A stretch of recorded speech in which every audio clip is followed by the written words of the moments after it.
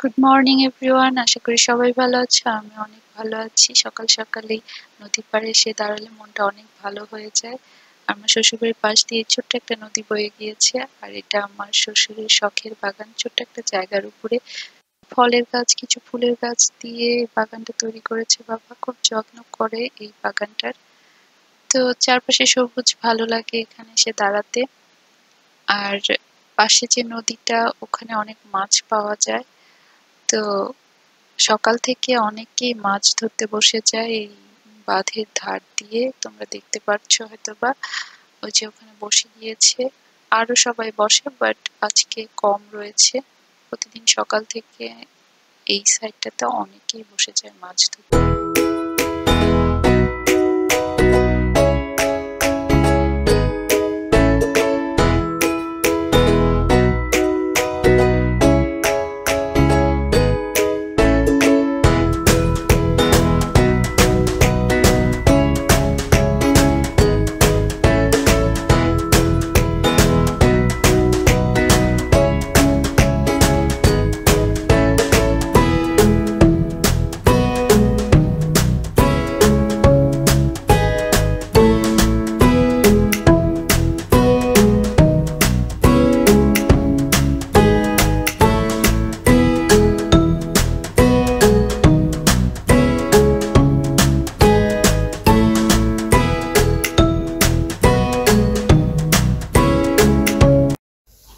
তো এগুলো আমার ছেলের কাজ।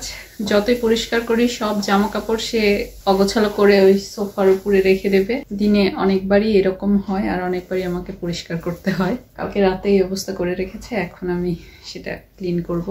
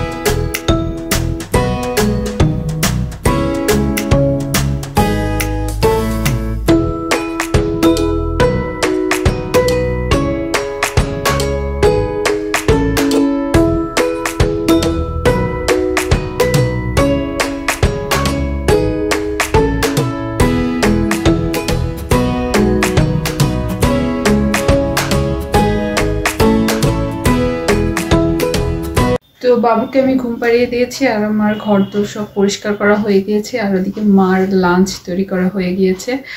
এখন আমি স্নান করতে যাব। স্নান করে এসে বাবু যদি উঠে যায় তারপরে ওকে লাঞ্চ করাবো, দেন আমরা লাঞ্চ করবো।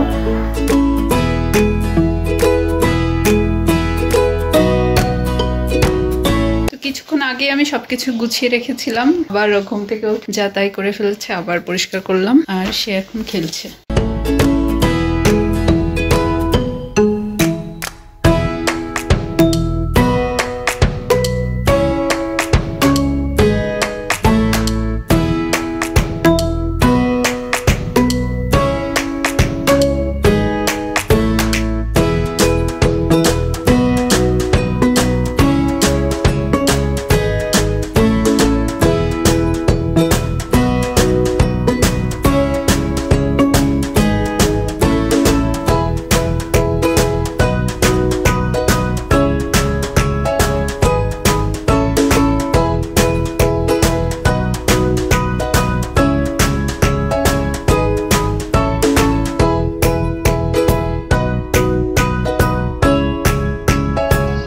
বল দেখাও, তোমার বলটা দেখাও তো,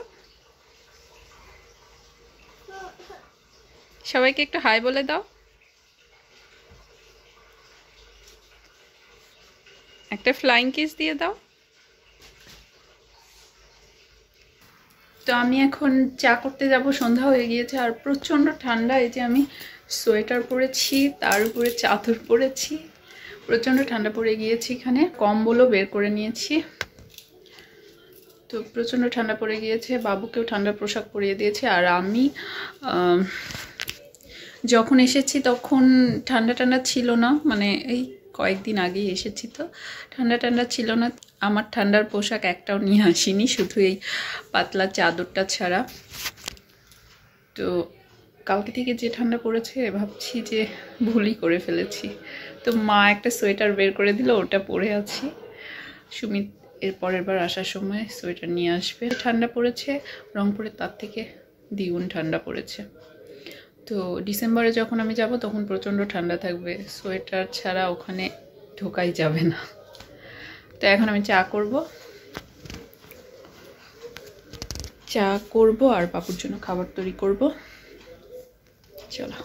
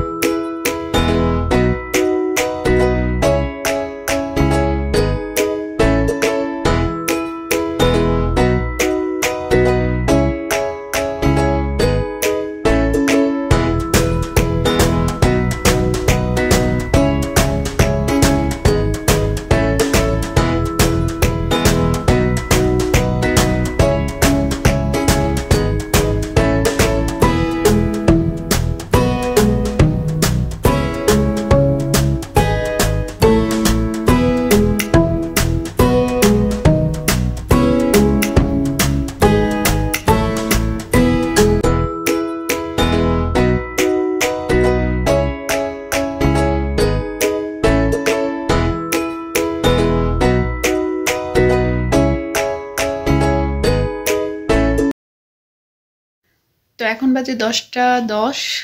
বাবু কিছুক্ষণ আগে ঘুম থেকে উঠেছে। তো ও ঢাকাতে দুবার করে ঘুমোতো, 12টায় একবার ঘুমোতো আর 4টায় একবার ঘুমাতো।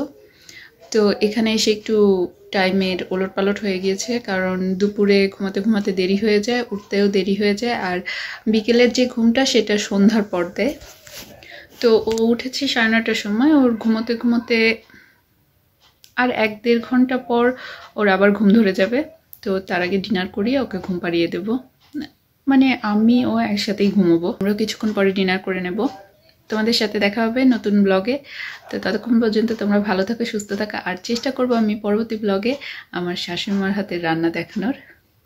তো বাবুর জন্য আমি ঠিকমতো ভিডিও করতে পারছি না, কারণ ওকে সকালে ওঠার পর থেকে খাওয়ানো, স্নান করানো, আবার ঘুম পাড়ানো, আবার খাওয়ানো, এগুলো করতেই সময়টা চলে যায়। তো মা যখন রান্না করে তখন আমি ওকে হয়তোবা ঘুম পাড়াচ্ছি, না হলে খাওয়াচ্ছি, এই জন্য মার রান্নাগুলো আমি তোমাদের দেখাতে পারছি না। তো তোমরা ভালো থাকো, সুস্থ থাকো, টাটা, গুড নাইট।